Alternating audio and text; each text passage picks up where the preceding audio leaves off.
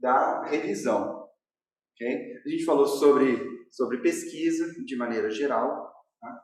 Falamos que para chegar desde a sua ideia, a sua pergunta, a gente vai precisar da literatura para nos dar o apoio, para a gente saber o que existe, para verificar se aquelas hipóteses, se aquela pergunta nossa já não existe algo que já foi feito antes, e também para a gente saber, né, acompanhar se realmente aquelas hipóteses nossas, o que a gente pode explorar mais. Tá? Então, a literatura, a revisão bibliográfica, ela é fundamental. E é algo que não para no projeto. Então, ela acaba sendo a base para o trabalho até o final. E como esses projetos de pesquisa eles têm tempo físico, né? Dura, sei lá, 6 meses, 1 ano, 2 anos, ou no caso de doutorado, até 4 a 5 anos, o estudante, né, o pesquisador que está conduzindo esse projeto de pesquisa nesse período precisa fazer esse acompanhamento. Então, a revisão bibliográfica, por isso que eu reforço que é importante para vocês terem sistematização, terem um método, para que vocês consigam organizar, dependendo do assunto, a quantidade de material que tem é muito grande. Então, vocês vão manejar, vocês vão lidar com um número de referências muito grande. Por isso que é importante vocês seguirem uma sistemática de consulta, de busca, está sempre atualizando, por isso aquelas dicas de vocês procurarem nos sites, mas utilizarem os alertas automáticos, para que a informação vocês não precisem estar indo atrás dela. Ela vem. Né? No momento que o Google, por exemplo, sai algum artigo novo, ele vai lá e pesca rapidinho. Então, 2 ou 3 dias você já está recebendo. Por isso que uma das atividades práticas envolve vocês aprenderem a como configurar os alertas, que vai ser extremamente útil. Para mim, é muito útil. Então, a revisão é algo que é a chave. Também, quando a gente escreve a metodologia, que é o que a gente vai planejar a fase de execução. Então, no projeto, a gente já define os métodos todos. Dependendo da pesquisa e da pergunta que a gente tem, a gente vai seguir uma abordagem. O que é essa abordagem? É a forma como a gente vai coletar os dados que irão ser o fundamento, né, o material principal onde a gente vai testar, verificar as nossas hipóteses. E isso tudo a gente já deve ter já deve saber antes. Então, a definição do material e métodos que vai ser depois, lá na frente, que já fez parte desse projeto, onde a gente já define, precisa levar em conta os métodos científicos que são apropriados para aquele conjunto de dados. Então, dependendo da abordagem, né, a pesquisa, a maioria dos casos, pesquisa agronômica principalmente, ela é baseada em coleta e análise de dados, para a gente verificar as nossas hipóteses, descobrir conhecimento, levantar as informações, e através da análise dessas informações, a gente transforma isso em conhecimento, e esse conhecimento lá na frente vai ter algum impacto. Tá? Por isso que mais importante é a gente identificar o que está sendo demandado pela sociedade, né, por uma comunidade, para a gente responder alguma coisa que, dependendo da abordagem que a gente falou, se é pesquisa básica, né, ou pesquisa aplicada. A agronomia, no geral, como ela é uma ciência mais básica, a maioria dos agrônomos se envolvem mais em atividades aplicadas. A gente quer propor soluções para resolver os problemas de maneira imediata ou em um futuro aí próximo. Né? Então, na pesquisa aplicada, ela é muito baseada, e todas elas, né, vai se basear em coletar dados. Então, a metodologia de coleta desses dados e de análise é onde a gente vai colocar lá em material e métodos na parte da estatística. Descrição dos métodos que a gente vai utilizar para ter um entendimento desses dados. Aí, são 2 caminhos. Vamos separar aqui. A gente já tinha classificado pesquisa em 2 grandes grupos, que a gente chamou pesquisa básica e pesquisa aplicada. A gente pode dizer que as abordagens de coleta de dados ou de pesquisa como um todo, ela pode ser uma abordagem que a gente chama observacional, estudos de levantamento em uma condição natural, tá? Ou estudos experimentais. Tá? Uma estatística experimental. Aí a gente vai trabalhar com experimentos, né? Onde a estatística que a gente vai usar vai ser apropriada para cada um desses casos, seja um estudo observacional ou um estudo experimental. Então, são dois grandes grupos que a gente tem aqui. Colocar de maneira bem simples para que vocês entendam a diferença, né, entre estudo observacional e experimental. O estudo observacional, a gente não tem muito controle sobre os tratamentos que nos interessam. Então, a gente não vai fazer nenhuma manipulação nos tratamentos. Tá? A gente tem uma série de características, de condições, situações onde a gente vai coletar os dados e a gente vai associar as nossas respostas. Quando a gente fala dados aqui, então, um conjunto de números que a gente vai observar, não necessariamente números, né? Pode ser palavras, são dados, são informações onde a gente vai categorizar, vai dar um valor a um dado, a uma observação, que a gente chama de variável. Então, essas variáveis em uma pesquisa observacional, aquelas que a gente chama de independentes, nós temos as dependentes, que são as nossas respostas. Tá? Então, tudo aquilo que a gente coleta são variáveis. Então, quando a gente vai em uma condição natural e a gente não está fazendo nenhum tipo de experimento controlado, ou seja, não estou aplicando tratamentos onde a variação dos tratamentos é conhecida e eu tenho um controle, eu chamo isso de estudo observacional. Estudo de levantamento, de questionários, por exemplo. A gente vai associar as respostas que a gente obtém dos indivíduos, e esses indivíduos podem ser seres humanos, podem ser vacas, podem ser porcos, podem ser plantas, pode ser um milho, enfim, né? Então, pode ser qualquer unidade que a gente chama de amostra, uma unidade observacional, ou no caso de um experimento, uma unidade experimental. É onde a gente vai coletar alguma característica associada a este indivíduo. Tá? Então, no estudo observacional, normalmente, tem algumas características que a gente precisa definir antes. Tá? O estudo, então, ele é sistemático, ele segue um método científico, e no caso do experimental, tem que seguir alguns princípios, assim como no método experimental. Tá? Então, eu passei para vocês alguns vídeos onde eu explico detalhadamente esses casos aí. Como aqui nós estamos fazendo uma revisão, então, para que vocês entendam o todo. Tá? Então, na pesquisa, a gente vai coletar os dados. O que são esses dados? São, então, as informações que a gente tem das unidades que a gente coleta, as respostas, e de cada unidade a gente vai associar outras informações também. Exemplo, vamos fazer um levantamento de pragas na cultura da soja, no estado do Mato Grosso. Quais as informações possíveis que eu posso ter se eu definir que eu vou amostrar uma determinada área? Primeira coisa que a gente tem que fazer, definir a população. O que é a nossa população? Qual é o domínio geográfico, tá, que a gente vai definir ali como a nossa população? Aí a gente já vai ter ideia do tamanho. Normalmente, quando o estudo é muito grande, a gente não consegue amostrar os indivíduos todos. Por exemplo, nós não conseguiríamos visitar todas as áreas de soja, porque é impossível. Então, a gente faria uma amostragem.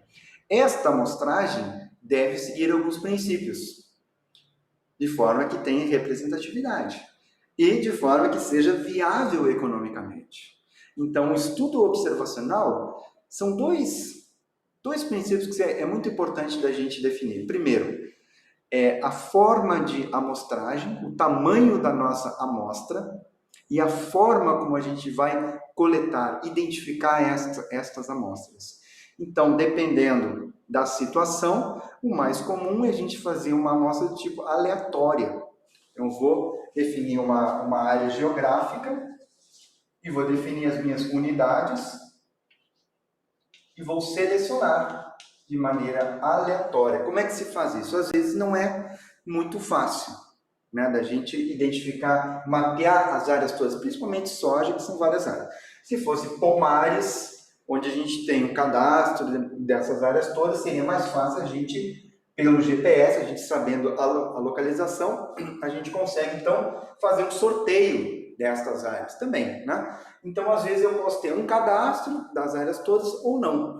Quando eu não tenho um cadastro e as áreas são muito grandes, a gente faz uma amostragem que a gente chama de conveniência. O que é uma amostragem de conveniência? Então, ela não é totalmente aleatória. A gente não sorteia de uma população conhecida. A gente vai andando, dirigindo por uma estrada, né? E aí, conforme a gente para, não sei, define lá, a cada 5 quilômetros, a cada 10, a gente para. Então, eu tenho uma estrada aqui, aí eu vou parando e vou amostrando nas áreas que é mais conveniente. Então, esses são alguns exemplos de amostragens mais comuns. No caso de agronomia, a gente falando de cultivos, onde a gente vai a campo, isso vale para qualquer outra coisa onde a gente tem um espaço geográfico. E esse espaço geográfico, né, essa amostragem, tem que levar muito em conta o tamanho. Eu posso estar falando eu tenho que definir as minhas unidades, né? Se eu quero amostrar áreas de soja, a minha unidade vai ser aquela área. Só que aquelas áreas estão em uma área geográfica maior. Eu posso definir que a minha população é um pomar só. Só que é um pomar muito grande. Eu não consigo coletar dados de todas as plantas e às vezes eu não preciso disso. Então eu vou amostrar. Se eu tiver um mapa desta área, daqui para frente, hoje em dia, muito comum, né? A gente está tendo cada vez mais facilidade de ter um mapeamento dessas áreas, então vai estar tudo já daqui para frente e já está começando a estar tudo em base de dados digitais. Então a gente já consegue acessar esse dado e utilizar os métodos de amostragem para a gente definir até com uma precisão maior esses locais de amostragem, esses pontos de coleta de dados, tá? Então a gente define. Como eu falei, os estudos são vários. Vocês viram lá, quando vocês fizeram a busca em vários projetos, existem muitas metodologias, perguntas, fica difícil eu dar vários exemplos. Então eu dou alguns exemplos e alguns princípios gerais. Amostragem, então, número de amostras, local, a forma como a gente vai amostrar, identificar esses indivíduos. E aí, de cada unidade, como é um estudo observacional, a gente vai ter informações agregadas em cada unidade. Por exemplo, se eu tenho uma lavoura de soja, quais as informações que eu tenho, que eu posso obter desta área? O que vocês acham aí? Imagine uma área comercial grande. Claro, tem algumas coisas, se eu estiver parando em estrada, viajando, talvez eu não tenha muitas informações. Mas vamos supor que é um trabalho associado com alguma cooperativa, onde eles têm o cadastro, onde os produtores informam, tem um controle e a gente tem acesso a esse banco. Se eu estou fazendo coleta, por exemplo, uma amostragem, um levantamento de doenças e pragas que existem em cada área, eu posso associar isso com várias informações desta área. Por exemplo, cultivar, data de plantio, data da visita, o tipo de solo, altitude, né? Tudo aquilo que a gente consegue observar, a gente vai catalogando, tá? A gente vai tomando nota. E aí, no estudo observacional, ele se baseia em um estudo de correlações. Então, eu vou tentar entender que eu tenho, por exemplo, 120 áreas e eu tenho uma variação quanto à ocorrência de doenças e pragas nesta área. Aí eu quero saber quais são as causas. As causas não é algo que eu controlei, como é um estudo experimental, onde eu fixei os tratamentos e eu testei os tratamentos. Não, eu vou simplesmente fazer um estudo exploratório e de associação entre a minha resposta, que são os valores, os números, enfim, tudo aquilo que eu coleto como resposta, que é a minha variável que eu chamo de dependente, tá? De variáveis independentes associadas a cada área. Então, se eu tenho uma coleta que durou 3 ou 4 anos, uma situação muito provável, no caso de, eu sempre dou um exemplo de fitopatologia, é uma relação que tem entre condição ambiental e intensidade de doenças fúngicas, principalmente. Você sabe que condição ambiental, um ambiente mais aquecido e úmido, favorece doença fúngica. Aí a gente consegue identificar e explicar por quê. Então, o estudo observacional é um entendimento dos padrões, é caracterizar uma situação e identificar aquelas situações associadas com maior risco. Tá? Dependendo da pergunta que a gente quer tentar identificar quais as condições que seriam, por exemplo, prejudiciais, seriam de maior risco de perda de algum atributo de rendimento de planta, enfim, para a gente caracterizar. E o estudo ele é muito importante, gente. Assim, o estudo observacional, se vocês pensarem na área médica, é muito comum na epidemiologia médica. Então, esses casos aí de testes que fazem para vírus, tudo, né? Em humanos, tudo isso é um trabalho de campo, um trabalho de levantamento. Tá? Então, é um monitoramento que faz. E isso não é muito barato. Isso tem um custo. Geralmente envolve bastante viagem, muitas pessoas, pagamento de bolsa, de diária, tudo, né? Então, estudos assim, observacionais, eles não são muito baratos. Então, tem que planejar bem feito para que depois o pesquisador ele possa seguir, depois que ele tabular esses dados, ele aplicar os métodos apropriados em dados que estão realmente representativos da situação. Então, esse é um exemplo de estudo observacional. Então, possivelmente, quando vocês fizeram a busca de projetos nos bancos de dados, vocês viram alguns trabalhos lá que são tipicamente mais observacionais e alguns são experimentais. Tá? Vamos falar um pouquinho agora sobre o experimental. Aqui, o ponto principal existe um fator, como tem fatores aqui, como aquilo que eu chamo de variáveis independentes, né? A gente pode chamar de fatores, são aqueles fatores que eu quero saber se eles explicam ou não a variação na minha resposta. Então, se eu tenho uma área e eu meço a produtividade, a intensidade de doenças, a intensidade de pragas, fertilidade desse solo, a presença de plantas invasoras, isso são respostas das minhas amostras, e vai ter uma variação. Eu quero saber os fatores que explicam essa variação. No observacional eu não controlo, aqui no experimental eu controlo. E esse controle, o que é? É o controle da variação dos níveis do fator. Então a gente tem, vamos colocar aqui, isso é importante que vocês entendam este conceito que o pessoal confunde muito, tá? Fator. Depois vocês vão ouvir falar em experimento fatorial. Tá? Fator, então, é qualquer variável que a gente identifica e que ela tem uma variação. Então, quando eu tenho aqui, no caso observacional, que eu visito diferentes áreas de café, por exemplo, e eu vejo que eu tenho cultivares diferentes, eu tenho um fator cultivar. Fator do tipo categórico.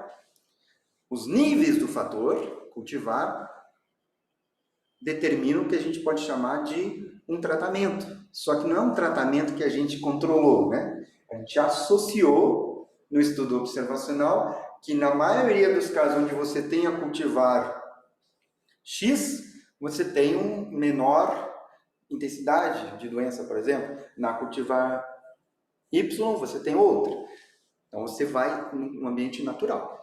No caso do experimental, você vai delinear um experimento e vai seguir determinados princípios, assim como você tem para escolher as unidades observacionais em um estudo de levantamento, tá? Na definição das unidades experimentais, que a gente define antes, Normalmente são parcelas menores. A gente vai fazer um experimento controlado. A escala espacial desse experimento varia muito, pode ser desde uma lâmina com esporo de fungo ou com insetos, né? Qualquer tipo de ambiente onde a gente expõe os indivíduos a um tratamento, pode ser uma placa de Petri, pode ser uma planta em vaso, pode ser uma bancada em uma casa de vegetação, pode ser uma parcela em campo. Então vocês imaginem as condições de verba. Os princípios são os mesmos, tá? Independente da escala, vocês vão seguir os mesmos princípios. Então, na estatística experimental, a gente vai ter que definir o fator, né, que nos interessa, o tratamento que a gente tem do interesse. Lembrando que o fator tem níveis aqui, que são as variações deste fator. O fator ele pode ser de dois tipos, categórico ou qualitativo, tá? Qualitativo ou quantitativo.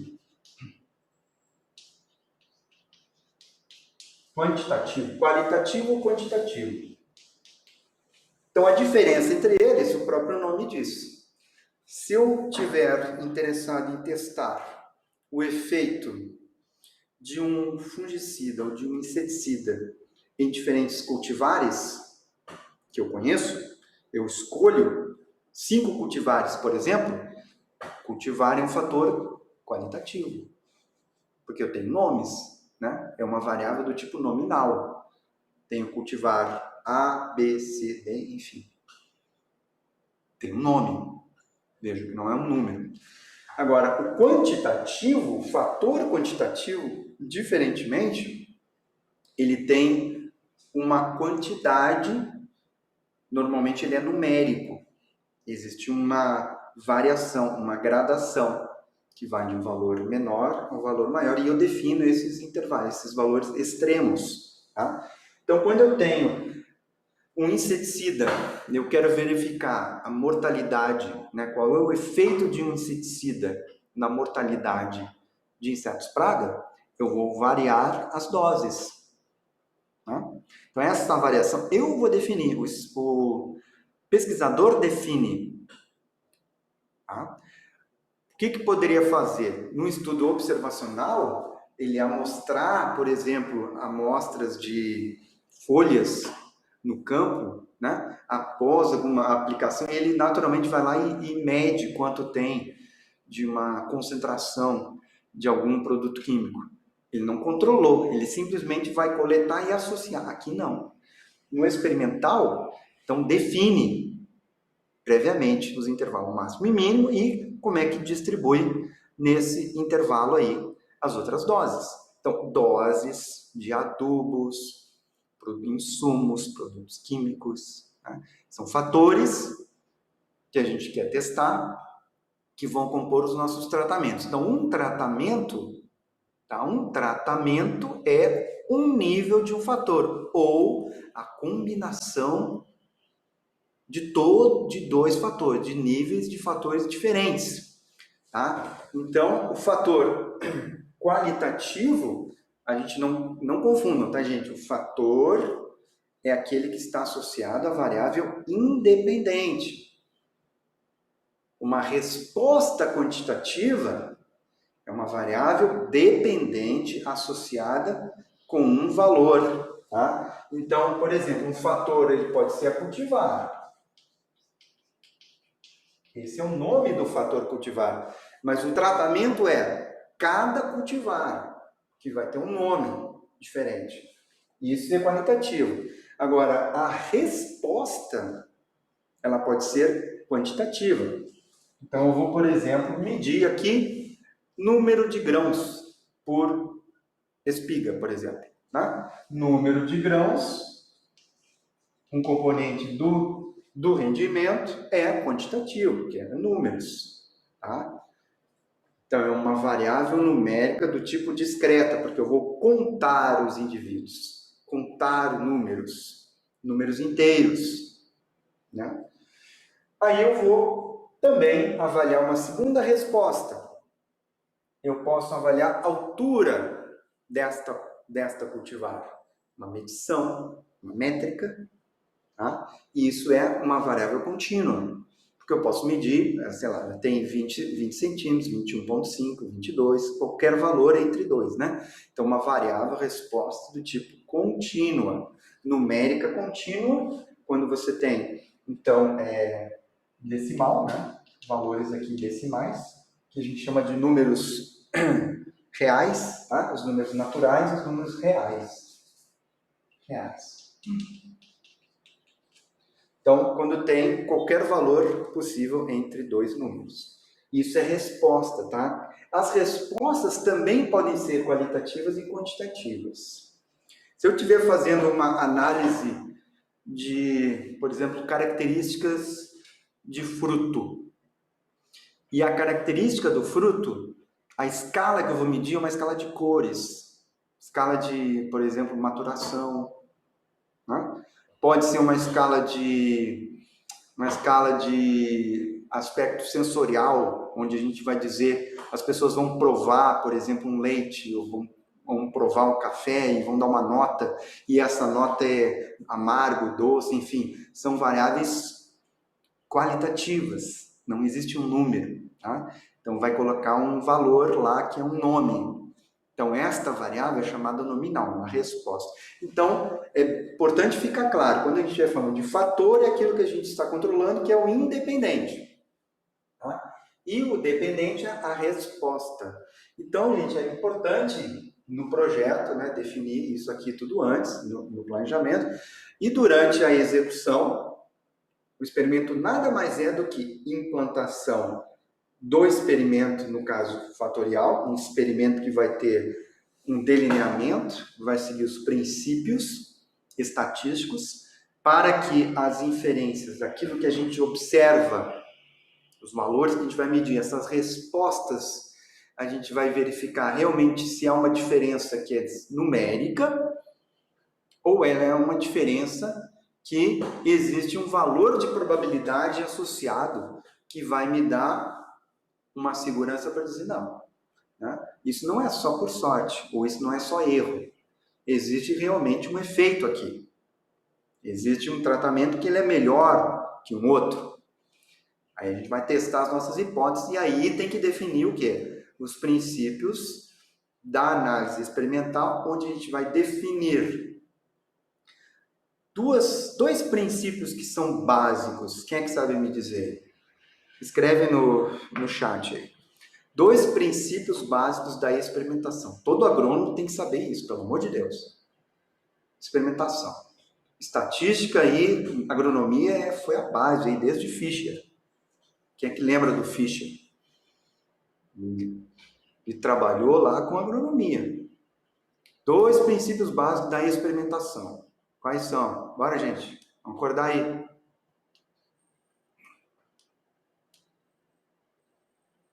Agora eu quero saber o que é isso. Casualização e repetição. Vamos lá. Repetição. O que deve ser repetido? O que deve ser repetido em um experimento? O que tem que ser repetido? Tá? A gente pode falar duas coisas aqui. Repetição de experimento é uma coisa, do experimento como um todo, e onde o experimento tem os tratamentos, tá? E tem a repetição dos tratamentos em um experimento. Beleza? A gente vai repetir. Onde que é repetido esses tratamentos? Naqueles indivíduos que a gente identificou previamente, que a gente chamou de amostra, ou parcela, unidade experimental, repetições verdadeiras. O que são essas repetições? São essas unidades que vão receber o tratamento. E a gente tem que, elas têm que serem independentes. Tá? Tem que seguir o princípio de independência. Uma não deve influenciar a outra. Ou seja, onde a gente vai obter o dado não deve ter a influência, não deve estar correlacionado com outra resposta. Então, se eu tenho uma planta em vaso, tá? Se eu defino que um vaso com uma planta de soja seria uma repetição, eu tenho que ter um número X de vasos com uma planta. E como é que a gente escolhe os vasos? de maneira arbitrária ou de maneira aleatória?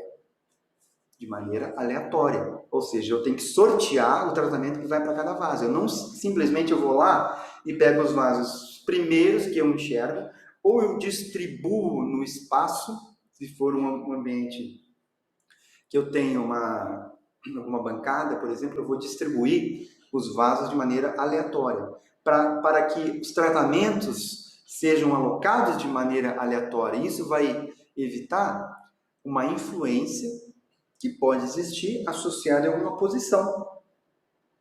E por mais controlado que o ambiente seja, às vezes você tem um ambiente controlado, mas você tem uma gradação, por exemplo, de temperatura, de luz, de vento.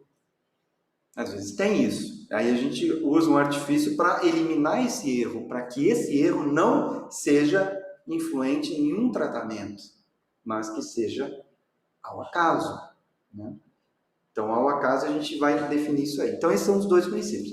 Quando a gente tem uma condição onde a gente sabe que existe um fator que influencia, mas a gente não se interessa nele.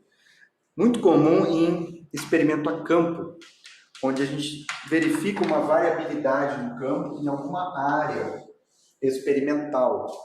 Existe uma diferença nesta área aqui. Eu vou implantar, por exemplo, experimentos de campo. Eu vou plantar nesta área. Aí eu sei que esta área aqui, por exemplo, é mais úmida que esta aqui. Então, a umidade, dependendo da resposta, pode ter uma influência. Então, o que eu tenho que fazer? Eu tenho que usar o controle local, que é um terceiro princípio. Então, a gente vai fazer o quê? Eu vou definir os blocos, né? Eu vou definir os blocos desta forma. Então, esta área aqui é mais homogênea dentro dela do que esta outra área aqui. Aí, os tratamentos, eu vou sortear dentro de cada bloco. Vamos supor que eu tenha lá duas cultivares. Não, vou falar em 4. Tenho 4 cultivares. Eu vou plantar as 4 cultivares aqui, mas eu vou sortear A, B, C, D, enfim, né? Eu não vou simplesmente colocar A e A. Assim, né? Então, eu vou sortear para que caia aqui dentro dela. Porque, às vezes, pode ter alguma condição aqui em cima. Então, a gente sorteia dentro de cada bloco. No caso, quando a gente, digamos assim, não existe uma influência tão forte. Não, existe um fator, mas ele não é tão influente assim. A gente não precisa usar blocos. Utiliza o delineamento chamado inteiramente casualizado, que simplesmente a gente vai definir as posições todas aqui, né? Vamos supor que sejam 2 cultivar e 10 repetições, a gente vai ter 20 posições aqui dentro. Vai ter 20 posições. Então, para cada uma a gente sorteia.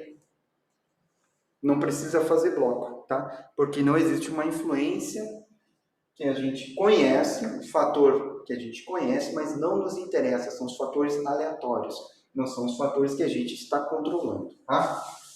Então, como eu falei, isso aqui é uma revisão grande para que vocês tenham visão do todo. Eu deixei para vocês vários vídeos lá, onde eu detalho mais os princípios, dou mais exemplos, né?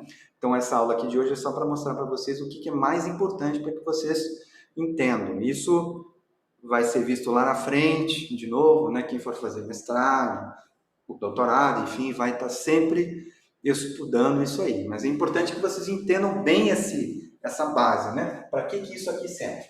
Então, o estudo experimental, observacional, segue os princípios para que a gente colete os chamados dados.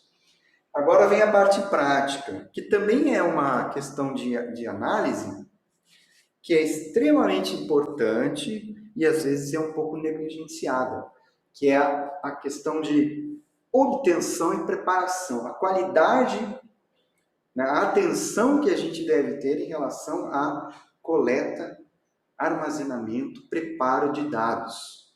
Isso é muito importante porque não adianta lá na frente aplicar uma estatística bonita se os dados não estão bons, se a qualidade dos dados não é boa. Tá? Como é que se coleta dados, então? É a questão de observação. Você vai utilizar métodos que foram definidos antes. Então, dependendo da resposta que a gente tem, a gente vai utilizar uma metodologia que pode ser uma avaliação visual ou por meio de um instrumento que vai fazer uma medição. Tá? E a gente vai precisar obter esse valor. Então, este valor, esta informação, tá? Que esse dado que é uma informação, a gente vai ter que planilhar. Então, a primeira coisa que a gente faz é coletar o dado. Se vocês estão coletando algo no campo, tem várias possibilidades. Tá? Você pode fazer isso de maneira braçal, né? Manual, digamos assim. Você pode ter uma planilha impressa, uma prancheta onde você tem várias folhas ali e vai visitando cada unidade, seja num trabalho observacional ou um trabalho experimental. Nós vamos coletar esses dados e planilhar. Tá? Nós vamos transformar os fenômenos que a gente observa em informações. E essas informações vão seguir uma metodologia para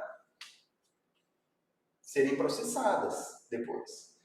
Então, opções que a gente tem aqui. Papel, a coleta manual, que eu acho que é perigosa um pouco, a gente tem que tomar muito cuidado, né, com quem coleta o dado, tem que ter um treinamento, tem que ter uma atenção, porque se você faz um papel e esse papel molha, cai um café em cima, cai no chão, voa, o vento perde, né? Aí você tem que passar a mão. Às vezes o cara que escreve ali tem uma letra bem ruim. E aí já começa, né? Você vê que lá na frente alguém vai ter que passar esses dados aí, vai ter que digitalizar. Se é uma coleta, digamos assim, visual, alguma coisa, por que não utilizar um smartphone, um tablet no campo mesmo, né? Hoje a gente tem várias planilhas, softwares que são especializados para isso, ou a planilha Google mesmo, que a gente consegue utilizar ela offline, então no campo. Você consegue até, inclusive em alguns casos, você pode ditar por voz, você dita e ela já identifica número, por exemplo, ou você pode ter alguém já incluindo. Qual é a vantagem disso, né? Você elimina essa fase de transposição do dado do papel para a planilha eletrônica. O exemplo mais comum aqui, vamos utilizar o Excel aqui como um exemplo de um arquivo de dados, né? Então, essa fase de transposição aqui, primeira coisa, não pode perder a folha. E aí tem que entender aqueles números ali. E aí, meu amigo, planilhar é sujeito a erros de transposição. É comum, tá? Lá na frente, no processo de análise, a gente vai até olhar uns valores que a gente chama discrepantes. Valores que são não usuais, parece que tem um ponto fora da curva, então às vezes pode ser um erro, tá? Por isso que o processo depois lá na frente, que eu falei de qualidade dos dados, vai depender de quanto foi bem feito este processo de obtenção aqui. Planilha. Então, se já está utilizando alguma plataforma de coleta de dados que seja digital e está em nuvem, é mais fácil, né? É só o risco, às vezes, de entrar errado este dado aqui, mas vai evitar essa fase de transposição. Tá? Dependendo, às vezes, são várias pessoas que fazem este processo, leva tempo. E aí, quanto mais gente mexendo, também aumenta a chance de ter alguns erros aí, tá? Então, experimento vai gerar uma planilha. Então, o pesquisador vai trabalhar, normalmente, tem que ser bastante organizado, tá, gente? Uma coisa que tem que aprender muito, né? Coisas bastante simples, assim, mas que ninguém fala e é simples, assim, mas é muito importante. Habilidades organizacionais. Como você vai organizar os seus arquivos? Como que você vai organizar e arquivo te gera muito, tá? Como é que é a estrutura de uma pasta de um projeto? Os meus alunos aqui, a primeira coisa que eu ensino para eles, quando eles entram, senta aqui que eu vou mostrar para vocês como é que vai ser a nossa pasta compartilhada. E tudo é assim, né? Os meus alunos têm uma pasta que eu tenho acesso a tudo. Então, tudo que é produzido, eu tenho acesso, para eu não ter que ficar pedindo nada. Tá? Então, todos os dados gerados pela pesquisa eu tenho acesso. Agora, se eu vou ter acesso, eu quero pelo menos, eu não preciso acessar tudo, mas os arquivos mais críticos e mais importantes. Eu tenho que saber, eu tenho que entrar em uma pasta e eu já tenho que saber. Existe uma sistematização. Aqui eu tenho uma subpasta que chama projeto, eu tenho uma subpasta que chama dados, eu tenho uma subpasta que chama literatura, tá? Eu tenho uma subpasta que chama análise, e aí dentro da subpasta eu posso ter outras subpastas, entendeu? Então esta organização ela é fundamental, tá? Pesquisador que quer ser pesquisador, bom, tem que ser um cara organizado. Não tem como fugir. No caos, até você pode até criar muita, mas vai dar um trabalho muito grande, porque precisa acessar a informação de maneira rápida, de maneira acurada, diminuir os erros. E quando você trabalha, não tem como fazer pesquisa de maneira individual, você trabalha com pessoas, com mais gente, tem que compartilhar e tem que seguir um protocolo. Então, eu sou muito chato em relação a isso aí, porque é fundamental. Uma coisa que eu aprendi na prática mesmo, né? Eu nunca tive nenhuma aula, nem o professor me falou como é que é. A gente descobre com o tempo e testei muita ferramenta. Hoje tem muito software aí que a gente pode utilizar, tem muita coisa, gente, para esses softwares aí que eu passei para vocês como exemplo, Zotero e Mendeley, né? Eu até assino um deles, onde eu tenho um espaço lá de mais gigabytes, né? E eu tenho a minha biblioteca compartilhada. Então, os meus alunos, quando encontram um artigo, colocam nessa biblioteca e eu já tenho acesso. Então, não é uma coisa que eu faço sozinho. E tem muita coisa, tá? Tem muitos softwares, eu já fiz, tem uns que funcionam bem, outros não, mas o que eu quero falar para vocês é que vocês têm que ter uma organização, tá?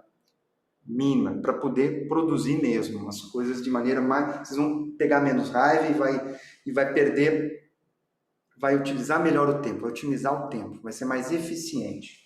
Então, essas planilhas aqui vão estar em um arquivo, ou elas podem estar o arquivo link para a nuvem, tudo organizadinho.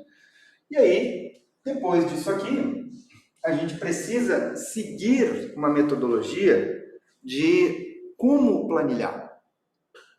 Dependendo do programa estatístico que a gente vai usar lá na frente, existe um formato. Existe um formato que não é um formato de arquivo, eu estou falando um formato de organização da planilha. Ela tem que ser... A primeira coisa que a gente tem que pensar, planilha eletrônica é somente para armazenar dados. Então, eu só vou abrir um arquivo, vou dar exemplo do Excel, tá? Eu vou abrir o Excel e vou criar as colunas. Eu vou ter uma série de colunas, A, B, C, D, enfim. Ali eu já vou caracterizar o nome de cada uma. Então, cada coluna tem um nome, que se refere normalmente a um fator, uma característica. Então, aquele exemplo que eu dei, né, o estudo do campo. Campo tem um número, tem um código. Número 1. Cidade, Viçosa. Ano, 2015. E assim vai. As colunas todas elas vão tendo informações. E lá na frente eu vou ter as minhas respostas. Normalmente, mais ao final dessa planilha, a gente coloca as nossas... Deixa eu aumentar aqui. As nossas respostas. A planilha tem... É como se fosse é algo retangular, tá? Cada linha é uma observação, é a unidade experimental ou observacional, aquilo que onde eu coletei uma resposta, e a resposta vai estar em uma coluna. Vamos supor que eu tenha 3, resposta 1, vou chamar de R1, R2 e R3. Por exemplo, produtividade, né? Severidade de alguma doença fúngica e número de pragas, enfim. Isso são as minhas respostas. E eu tenho, cada entrada aqui, eu tenho uma lavoura ou uma parcela. Se é um estudo observacional ou seja um estudo experimental, o princípio de planilha é igual, tá? Cada uma delas. Se eu tenho bloco, uma observação que é em um bloco, em uma repetição, cada linha vai ser uma repetição. Eu não faço repetições em colunas diferentes, porque eu estou falando de uma variável dependente, somente. Então, ela tem que estar em uma coluna só. Ok? Aí eu tenho fator, né? Posso chamar fator, eu posso chamar de variável, né? Eu vou ter esses, a gente chama de metadados, enfim. Eu vou ter lá, número 1, campo número 1, né? 2 e tal. Tudo isso aqui são características. Eu posso ter, por exemplo, latitude, longitude em colunas diferentes, tá? Então eu vou planilhando desta forma aqui, que é o formato longo. Então cada observação está em uma linha. E na planilha a gente vai repetir, por exemplo, vamos supor que eu tenho 10 plantas por campo.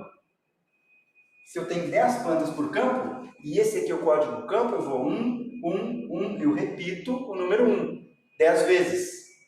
Aí eu vou colocar aqui, bom, esse aqui é a planta. Então essa coluna, planta 1, planta 2, planta 3, planta 4, até 10, né? Se eu vou para a área 2, campo 2, planta 1, planta 2, planta 3. Então esse formato aqui, gente, é o formato longo. É o formato utilizado por vários softwares que a gente tem aí. Não sei o que vocês já usaram, o que vão usar, né? A minha preferência, e eu já falei para os senhores, se vocês quiserem ser pesquisadores bons, vocês vão ter que aprender 3 idiomas. Português, bem, tá? Inglês e uma programação. A minha sugestão é trabalhar no R. Ok? Programa R. Depois eu falo por quê, né? Você já sabe, várias vantagens aqui, né? Programa grátis, poderoso, onde a gente vai pegar a planilha que a gente prepara, vai neste formato aqui, nomes aqui, coisa muito simples, né? Mas que dá um trabalho lá mais à frente. A própria maneira como a gente nomeia variáveis. Eu não preciso colocar produtividade, quilos por hectare. Não, coloca só PROD, PROD. Severidade, SEV. Campo, se for número, coloca código. Campo 1, 2, 3. Quando é estado, coloca RS, MG. Vai tentando minimizar o máximo possível, porque estas variáveis aqui, os nomes, serão chamados lá na frente na análise. Tá? E aí, depois aqui dentro, claro, aqui vai ter um nome relacionado a cada nível aqui destes fatores, tá? Mas as respostas aqui, e os fatores, é importante dar nome. Assim como é importante, uma coisa muito simples, dar o nome a um arquivo. Não se dá um nome assim, minha planilha de dados com espaços. Não, você pode criar um nome curto, um arquivo Excel que seja um nome curto, pode usar hífens, né? Pode colocar, por exemplo, levantamento 2015. Coloca, sei lá, cria alguma coisa leve, ou dados, hífen 2015. Desde que você entenda. Não precisa ter nomes grandes. Que depois, no programa, a gente vai ter que chamar este nome. Então, tem muita coisa, gente, né? Que é pesquisa, que não é só escolher o teste estatístico que vai usar. É a forma como a gente vai trabalhando de maneira que vai otimizando tudo. Vai deixando tudo claro, transparente, vai facilitando o trabalho de análise, se a gente souber fazer uma planilha bem feita, e depois a gente vai importar essa planilha para dentro de um software, onde a gente vai começar agora a fazer uma análise que a gente chama exploratória. Tá? A análise exploratória, ela serve para a gente enxergar, começar a ter informações, começar a ter clareza e entendimento sobre os dados. Algo que, eu olhando uma planilha, não dá para entender, a gente não aprende nada, a gente não visualiza. Eu vejo que tem uns números altos, alguns números baixos, não consigo ver tudo, é impossível para a gente colocar o olho e entender alguma coisa. Então, a gente vai partir para procedimentos gráficos aqui, que vai nos auxiliar a enxergar aquilo que nos interessa. Vamos supor que a gente esteja falando de um estudo experimental, tá? Então, o que interessa no estudo experimental? Primeira coisa, eu tenho que saber enxergar a variação das minhas respostas. Então, um experimento, por exemplo, onde a gente tem diferentes cultivares e eu tenho diferentes fungicidas, variações. Cada combinação desses erros me dá um tratamento. Tá? Vamos supor que eu queira verificar se existe diferença entre cultivares. Um fator só. Então, o que eu tenho? Eu tenho que ver o que há de variação nas minhas respostas para cada um desses grupos, para cada cultivar. Lembrando que tem que ter repetições, tá? Então, no caso da cultivar, é um fator do tipo qualitativo ou quantitativo? Não? É um fator do tipo qualitativo. Então, vamos supor que a gente tenha 4 cultivares. Qual é a forma da gente enxergar a variação, por exemplo, rendimento? Vou colocar aqui um rendimento no nosso eixo Y. Nossa resposta está aqui.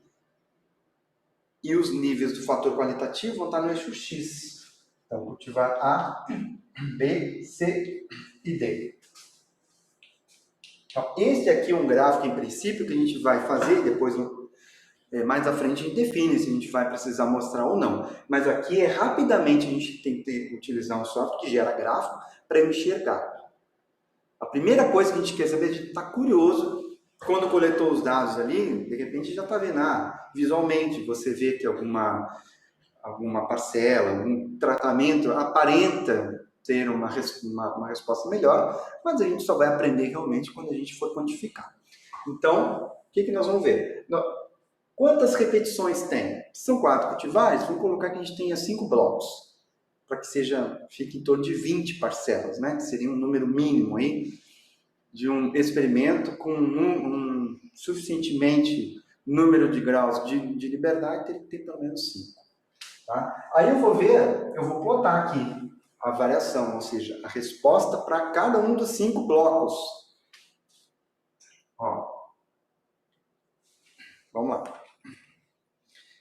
Aí a gente vai fazer um gráfico de pontos aqui, né? B. Gráfico de pontos, C e D. Vamos embora. Aí a gente veio aqui, ó.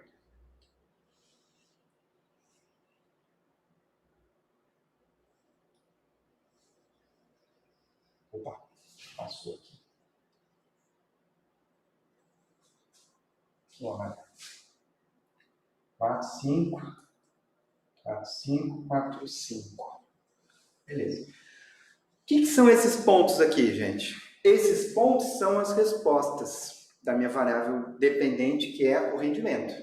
E aqui eu tenho cultivar, que é o fator qualitativo. Então, esta é uma forma da gente enxergar em um gráfico e já aprender. Eu já estou vendo qual é a cultivar que aparentemente produz mais. Pelo menos numericamente, dessas 4 aí. A C. Por quê? Há uma tendência desses pontos serem mais altos. Agora, qual é o próximo passo? É a gente estimar algumas propriedades, né? A gente vai sumarizar este padrão aqui, desses dados. Eu vou resumir isso em uma propriedade, que eu vou chamar de média amostral. Tá?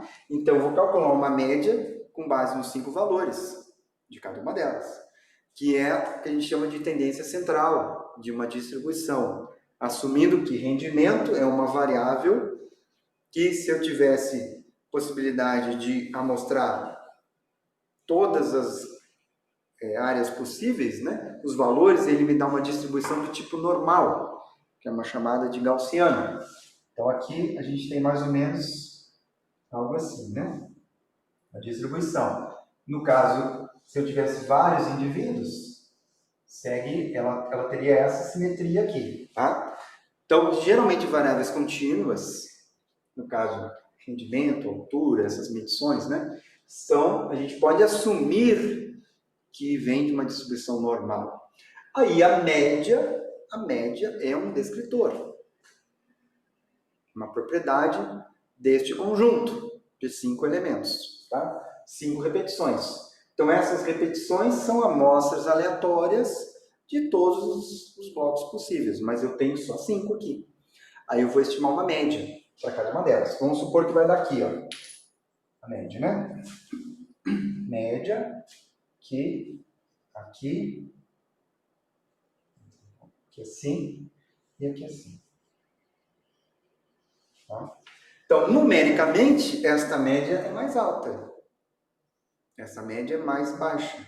Né? Agora, será que estatisticamente a cultivar C é a cultivar mais produtiva do que a cultivar A, do que a cultivar B? Então, claramente, se a gente fizer uma análise, nesse caso aqui, um teste que a gente chama um teste de hipótese, da estatística inferencial, que a gente chama, né? Primeiro que a gente está fazendo aqui, por enquanto, é só uma análise visual, exploração que a gente está vendo. Agora, bom, vamos testar realmente se essa diferença numérica ela é estatística. Né? Se realmente há uma precisão tão alta para eu ter confiança de que essa cultivar produz mais. Que eu tenho uma variação dentro de cada tratamento aqui, que vem desses blocos diferentes. Tá? Então, a análise descritiva seria calcular a média, calcular o desvio padrão, calcular o erro padrão. Por meio do erro padrão da média, eu posso chegar no intervalo de confiança 95%, onde eu vou definir os intervalos. O que é um intervalo de confiança 95%? A média, a minha média é a melhor estimativa do parâmetro, mas se eu rodar esse experimento 100 vezes, 95% das vezes a média vai estar dentro de um intervalo. Deixa eu colocar aqui, ó, dentro desse intervalo aqui. Os pontos ficam pelo fundo, tá? Então eu tenho um intervalo aqui, ó.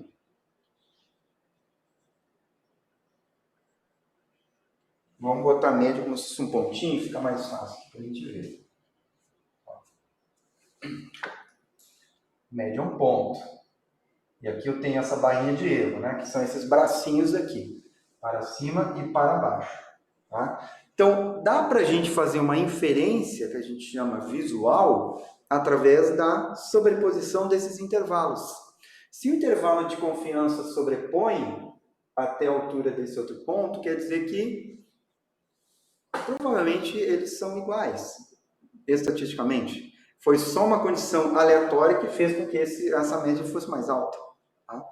Isso é um tipo de inferência que a gente pode fazer por intervalo de confiança. Vejam, não está havendo sobreposição aqui, né?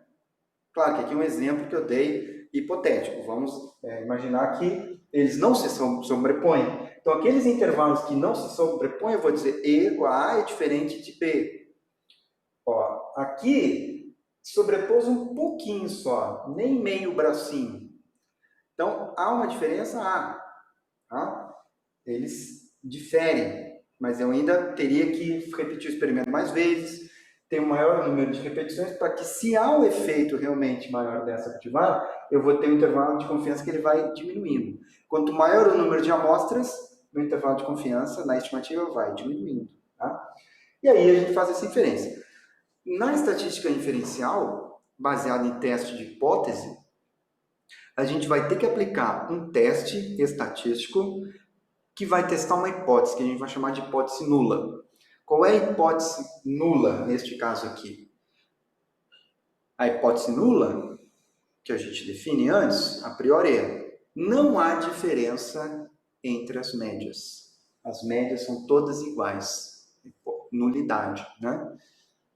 Aí a gente vai testar essa hipótese, vai calcular as médias, calcular o desvio padrão dentro de cada grupo, vai calcular a variabilidade que tem entre os grupos e dentro de cada grupo, para chegar numa estatística que é chamada um teste F.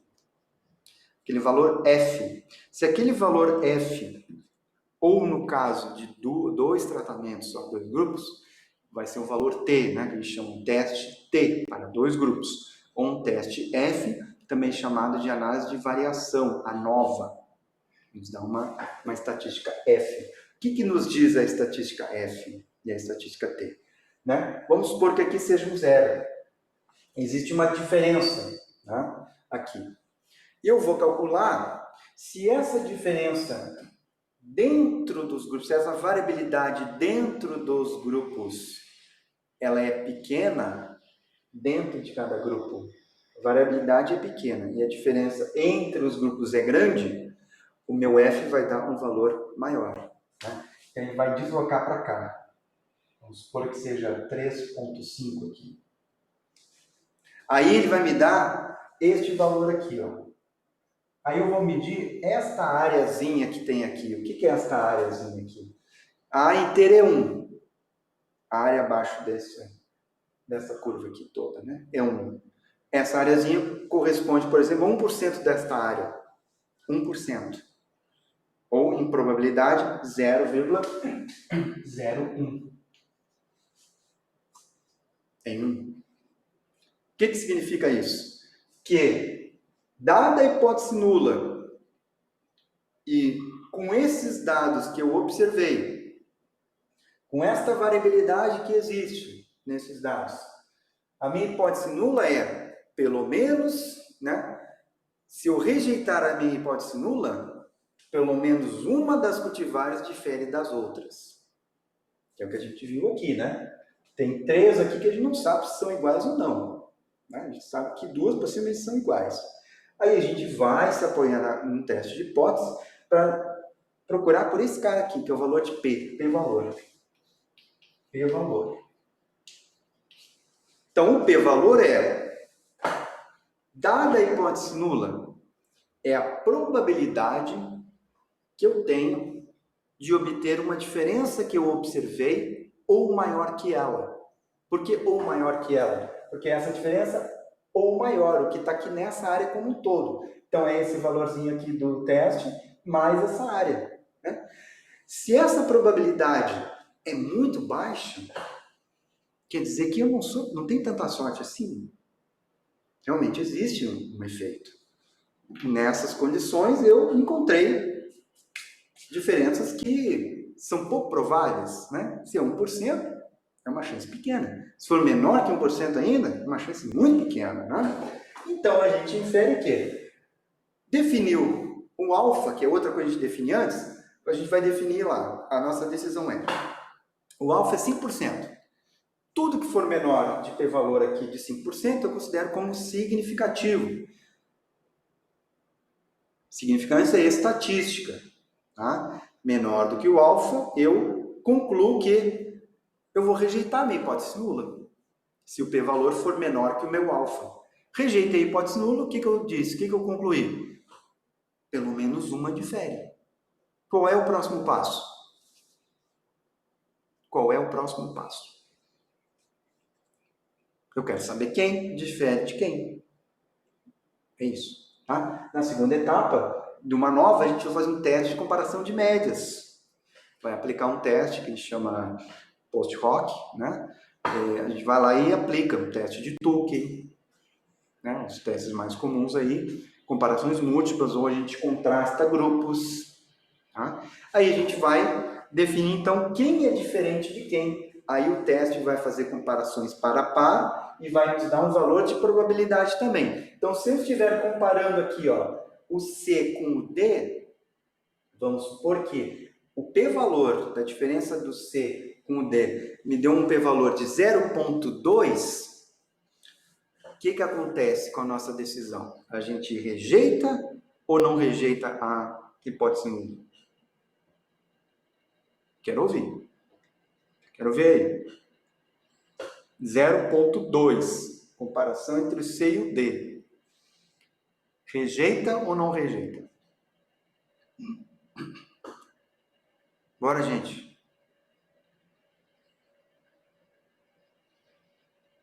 O que eu falei? Para rejeitar a hipótese nula tem que ser menor que 5%.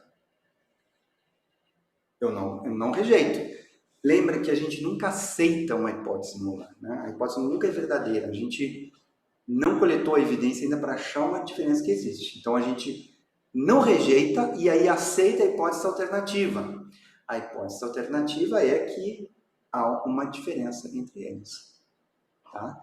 E nesse caso a gente não rejeita e considera que a comparação de C e D são valores estatisticamente iguais. Então a gente não vai chegar e dizer, concluir, não, a cultivar que você tem que usar é a cultivar C. Não, você pode usar C e a D. E estatisticamente elas são similares. Eu não tenho ainda muita evidência, eu preciso repetir mais vezes para saber se realmente elas vão se separar mais ou não. Claro que se eu repetir mais, se eu tenho uma média aqui e outra aqui embaixo, ela vai ser tão pequena, o erro, os intervalos de confiança vão ser tão pequenos que eu vou acabar rejeitando a minha hipótese nula. Aí é um ponto que vocês têm que sempre pensar também. Tá? Como a gente usa a estatística para nos dar um apoio, a gente não pode ser escravo dela. Não pode ser escravo e não pode também utilizar a estatística a nosso favor. Que acontece, às vezes, muitos casos aí de algumas pessoas estarem escolhendo os testes que a gente chama p-hacking em inglês, né? Fazendo um hacking ali no p-valor para utilizar alguns artifícios para dar uma significância que a gente gostaria que desse previamente. Então, tem alguns casos aqui, os testes de comparação múltipla, por exemplo, existem vários testes. E alguns deles te dão tem uma taxa de te dar um falso positivo mais alta que outros. E às vezes a escolha desse teste é meio proposital, porque o pesquisador quer mostrar que essa cultivar aqui é mais produtiva. Ele vai escolher às vezes um teste, uma forma às vezes até de esconder esses dados, né? Mas aí não, olha aqui, ó. Diferença estatística. Mas, se pensa bem, às vezes a diferença dependendo da resposta que a gente está medindo, vamos supor que seja controle de doenças, por exemplo, onde você tem uma medida de eficácia. Uma redução da doença que foi de 70% utilizando um tipo de produto e a outra foi de 65% utilizando o outro. A diferença pode ser estatisticamente significativa, mas na prática, às vezes isso não resulta em uma produtividade maior. Você não vai ter uma vantagem tão grande. E aí tem que levar em conta outro fator que vai ser importante para vocês na questão da interpretação, da recomendação. Você tem na discussão lá na frente deste resultado, né? Você tem a diferença estatística, você tem que analisar se isso é significativamente prático, na prática significa alguma coisa, às vezes a diferença é estatística e não é prática, e verificar que o quanto você vai ter que pagar, às vezes, a mais por uma cultivar que produz mais, talvez no caso de produtos químicos, por exemplo, às vezes você tem uma eficácia um pouco mais alta, mas é um produto mais caro. Né? E aí você não recupera. Talvez é mais barato, digamos assim, rentável você utilizar um produto mais barato que controla um pouco menos, porque você vai gastar menos. Porque você não vai, às vezes, dependendo se é um produto caro, você não recupera. Tá? Então, isso é tudo questão de, assim, a estatística é vital. Tá? Tem que utilizar, mas tem que saber muito interpretar, e vocês também, daqui para frente, que tiverem interesse nesta área, enquanto pesquisadores, vocês têm que dominar, tá, gente? É muito fácil ser enganado, é muito fácil ser ludibriado, porque quem não entende fica refém de alguém que vai colocar os dados em alguma máquina, às vezes, né, que não sabe fazer. Então, tem muita coisa aqui que é muito mais importante em pesquisa em ciência do que você confiar fielmente em uma estatística. Você tem que analisar ela no contexto da sua pergunta, no contexto dos seus dados. Então, isso é que é o mais importante. Tá? Esse aqui é um exemplo, são 13 vídeos, mais 5 minutinhos, tá, gente? Vamos ver aqui outro exemplo. Só para vocês verem, assim, estatísticas que podem ser usadas aqui, né? Para testar as nossas hipóteses. Quando a gente tem um fator aqui que é do tipo quantitativo, vamos supor que em vez de ser as características aqui, as categorias, a gente tem dose aqui embaixo. Qual é a nossa hipótese aqui? No caso do qualitativo, a nossa hipótese nula é as respostas, as médias são iguais. Pelo menos uma delas difere, e se elas diferem, a gente quer saber quem difere de quem. No caso de um fator quantitativo, eu quero saber, a minha hipótese é que existe uma tendência. Eu quero saber se existe uma tendência nessa resposta, rendimento, doses de adubação, por exemplo. Tá? Fertilização de solo lá, que vai me dar uma resposta diferente, onde eu vou aumentar, incrementar a quantidade de um nutriente, por exemplo. Eu quero saber, a minha hipótese nula é que a inclinação desta resposta, ou seja, os valores que eu vou medir, lembra que a gente sempre vai usar lá as repetições, né? Ó, repetições aqui. Então, a dose, vamos colocar aqui dose de 0,5, 1, dose 2 e dose 3. Mais ou menos assim, tá? O que a gente quer saber nesse caso aqui? Eu não quero saber se as médias são iguais. A pergunta não é essa. E olha um erro bastante comum que vocês vão encontrar. Pode procurar qualquer artigo que vocês peguem, não é muito difícil vocês acharem. O pessoal utilizar para um fator quantitativo um teste de comparação de média.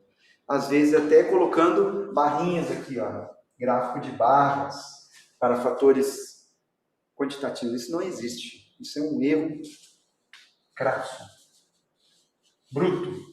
Não se faz isso. Por quê? Porque a pergunta não é essa. A pergunta é, existe uma tendência, se eu aumentar a dose de um adubo, o que a gente espera? Aumenta, né? O rendimento aumenta. Se eu aumentar a dose de um produto químico que controla doenças, por exemplo, o que eu espero? Que a produtividade aumente, né?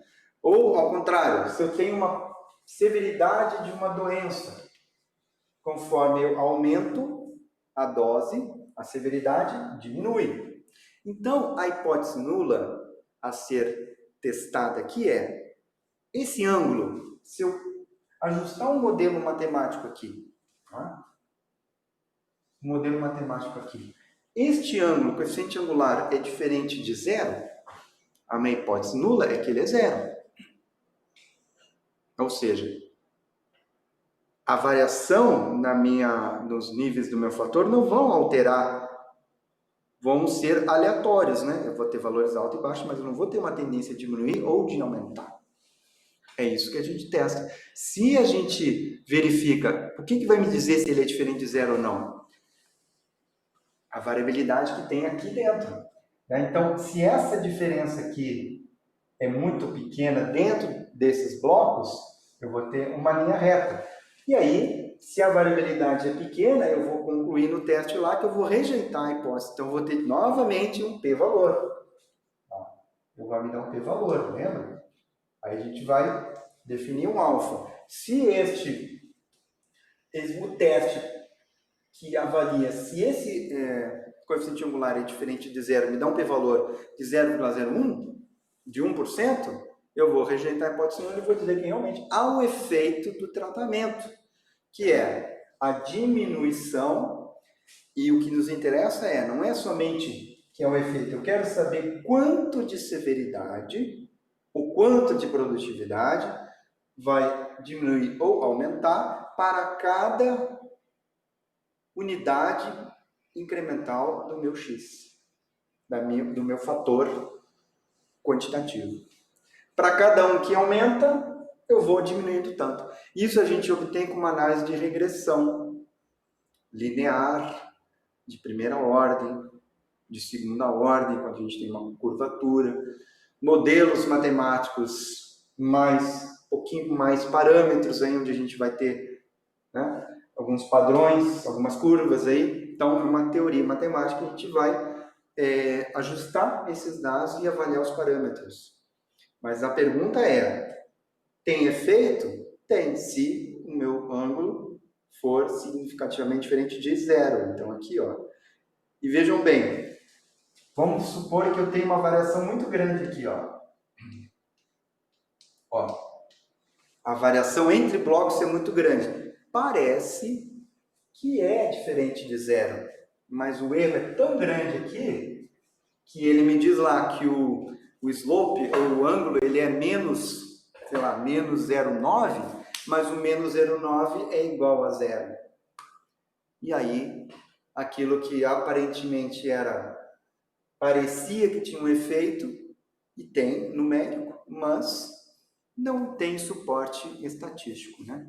Não se sustenta com base em uma análise que considera o erro aleatório, né? O erro experimental que tem aqui. Então, esses são dois grandes grupos que, na maioria dos casos, vocês vão utilizar. Se eu pegar esses projetos todos aí, a maioria vai ter, então, fatores qualitativos, vai aplicar um teste de hipótese para comparar as médias, ou uma regressão aqui para comparar, para verificar a tendência, essa linha de tendência aqui. Tá? Em alguns outros casos, dependendo, um outro grupo de teste é quando a gente tem frequências. Frequências, por exemplo, a gente tem várias áreas de campo de estudo observacional e a gente conta, por exemplo, eu tenho anos diferentes, eu tenho uma frequência de ocorrência de algumas pragas em cada ano. Aí eu posso utilizar um teste lá que vai avaliar se essas frequências elas mudam. Existe uma frequência esperada se fosse aleatória.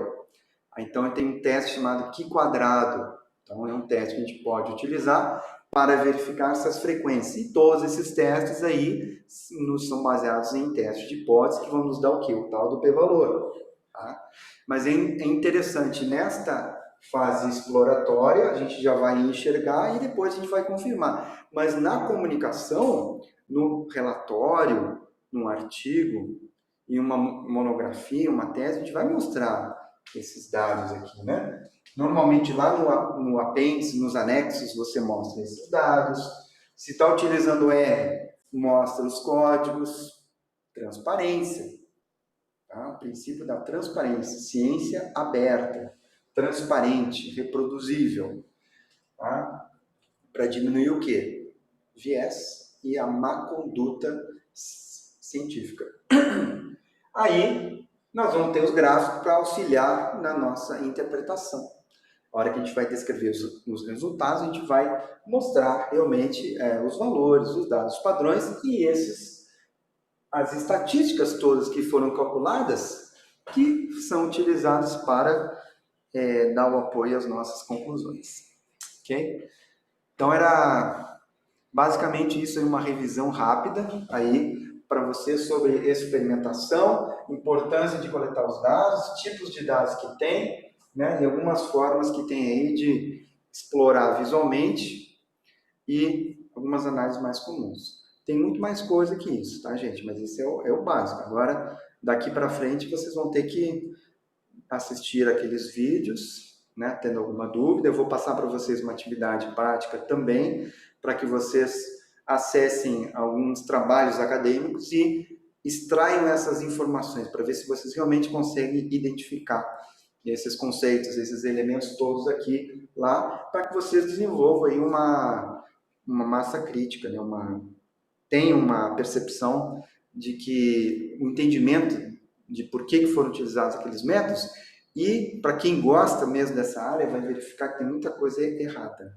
Muita pesquisa gera resultados e conclusões que não são muito corretas porque houve falha. Tá? E aí a gente vê de tudo. Ok? Alguém tem alguma dúvida, gente, sobre esse assunto aí? Ou qualquer outra dúvida? Praticamente essa aula fechou. Então, é uma revisão geral para que agora vocês voltem nos vídeos, agora já tendo essa visão geral, e estudem mais.